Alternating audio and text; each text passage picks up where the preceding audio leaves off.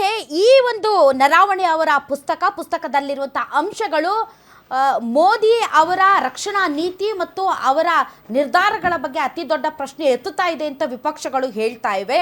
ಹಾಗಾದರೆ ಈ ಪುಸ್ತಕದ ಬಗ್ಗೆ ಜನಸಾಮಾನ್ಯರಿಗಂತೂ ಸಿಕ್ಕಾಪಟ್ಟೆ ಒಂಥರ ಕಾತರ ಮತ್ತು ಕುತೂಹಲ ಇದೆ. ಹಾಗಾದರೆ 2020 ಆಗಸ್ಟ್ 30-31ರಲ್ಲಿ ಚೀನಾ ಮತ್ತು ಭಾರತದ ನಡುವೆ ಅಂಥದ್ದೇನು ನಡೀತು ಅನ್ನೋದರ ಬಗ್ಗೆ. ಸೊ ಈ ವಿಚಾರಕ್ಕೆ ಸಂಬಂಧಪಟ್ಟಂತೆ ಮಾತಾಡೋದಕ್ಕೆ ಅತಿಥಿಗಳು ನಮ್ಮೊಂದಿಗಿದ್ದಾರೆ. ಬನ್ನಿ ಅವ್ರನ್ನ ವೆಲ್ಕಮ್ ಮಾಡೋಣ. ನಮ್ಮೊಂದಿಗೆ ಇದ್ದಾರೆ ಇಂಡಿಯನ್ ಆರ್ಮಿಯ ನಿವೃತ್ತ ಸೇನಾಧಿಕಾರಿ ರಾಮರಾವ್ ಅವರು. ತಮಗೆ ವಿಶೇಷ ಕಾರ್ಯಕ್ರಮಕ್ಕೆ ಸ್ವಾಗತ. Indian navy. ಅದೇ ರೀತಿ ನಮ್ಮೊಂದಿಗೆ ಬಿಜೆಪಿ ವಕ್ತಾರರಾದಂಥ ಲೋಹಿತ್ ಇದ್ದಾರೆ. ಲೋಹಿತ್ ಅವರೇ, ತಮಗೂ ಸ್ವಾಗತ. ಹಿರಿಯ ಪತ್ರಕರ್ತರು, ರಾಜಕೀಯ ವಿಶ್ಲೇಷಕರು ಸಮೀವುಲ್ಲಾ ಸರ್ ಇದ್ದಾರೆ. ಸಮೀವುಲ್ಲಾ ಸರ್, ತಮಗೂ ಸ್ವಾಗತ. ಕಾಂಗ್ರೆಸ್ ವಕ್ತಾರರಾದಂಥ ರಘು ದೊಡ್ಡೇರಿ ಅವರಿಗೆ ತಮಗೂ ಸ್ವಾಗತ. JDS ವಕ್ತಾರರಾದಂಥ ಪ್ರದೀಪ್ ಜಾಯ್ನ್ ಆಗಿದ್ದಾರೆ. ಪ್ರದೀಪ್ ಅವರೇ, ತಮಗೂ ಸ್ವಾಗತ.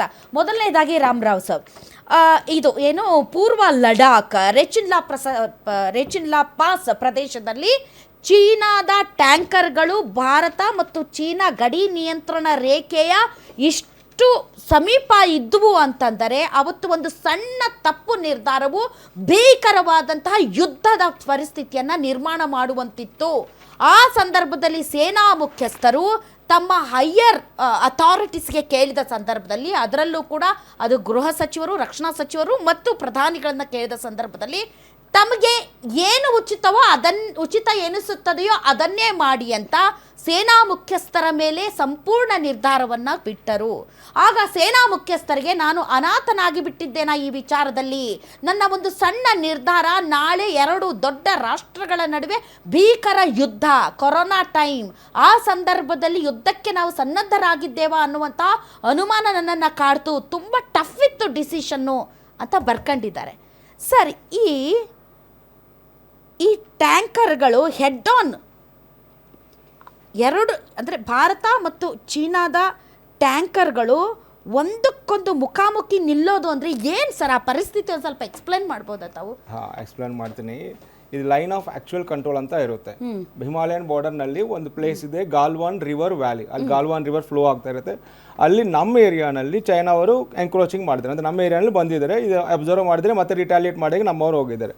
ಆ ಟೈಮ್ನಲ್ಲಿ ಅಲ್ಲಿ 16 ಬಿಹಾರ್ ರೆಜಿಮೆಂಟ್ ಅಂತ ಒಂದು ರೆಜಿಮೆಂಟ್ ಅಲ್ಲಿ ಡ್ಯೂಟಿ ಮಾಡ್ತಾಯಿದ್ದಾರೆ. ಅಲ್ಲಿ ಫ್ರಂಟಿನಲ್ಲಿ ಅದು ಕ್ಯಾಪ್ಟನ್, ಅವರು ಕಲ್ನಲ್ ಇರ್ತಾರೆ, ಕಮಾಂಡಿಂಗ್ ಆಫೀಸರು ಕಲ್ನಲ್ ಸಂತೋಷ್ ಬಾಬು ಅಂತಾರೆ. ಅವರು ಆ್ಯಕ್ಚುಲಿ ಹ್ಯಾಂಡಲ್ ಮಾಡ್ತಾರೆ ಸಿಚುವೇಷನಲ್ಲಿ.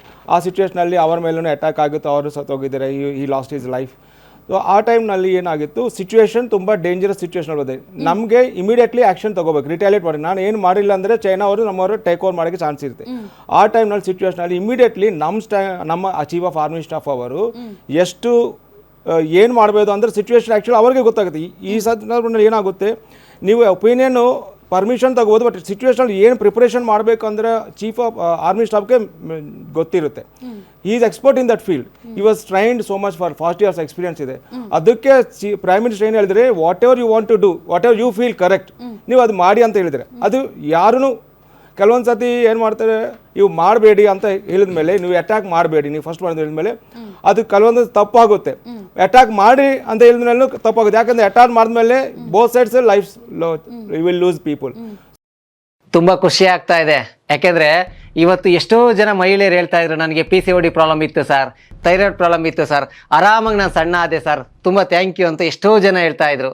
ನಿಮಗೆ PCOD ಪ್ರಾಬ್ಲಮ್ ಇರಲಿ, ಥೈರಾಯ್ಡ್ ಪ್ರಾಬ್ಲಮ್ ಇರಲಿ, 100% ನೀವು ಸಣ್ಣ ಆಗಬೇಕು, ಆರೋಗ್ಯದಲ್ಲೂ ಸಮೇತ ತುಂಬ ಚೇತರಿಕೆ ಆಗಬೇಕು ಅಂದರೆ ಪ್ರತಿದಿನ ನಮ್ಮ ಜೀನಿ ಸ್ಲಿಮ್ನ ಯೂಸ್ ಮಾಡಿ. ಯಾಕೆಂದರೆ ಜೀನಿ ಸ್ಲಿಮ್ಮು ಒಂದು ಉತ್ತಮ ಆಹಾರ.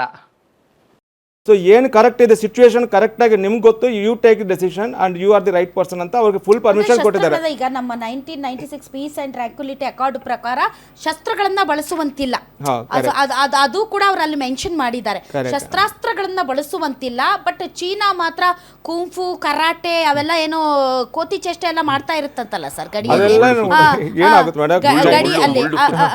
ಇಂಥ ಕೋತಿ ಚೇಷ್ಟೆ ಎಲ್ಲ ಮಾಡ್ತಾ ಇರುತ್ತಂತಲ್ಲ. ಸೊ ಅಂಥ ಸಂದರ್ಭದಲ್ಲಿ ಒಂದು ಶಸ್ತ್ರಾಸ್ತ್ರಗಳನ್ನು ಬಳಸಬಾರದು. ದಿ ಸೇಮ್ ಟೈಮ್ ಈಗ ಟ್ಯಾಂಕ್ ಟು ಟ್ಯಾಂಕ್ ಏನು ಪರಿಸ್ಥಿತಿ ಇದೆ ಅದನ್ನು ನಿಭಾಯಿಸಬೇಕು. It's a tough decision.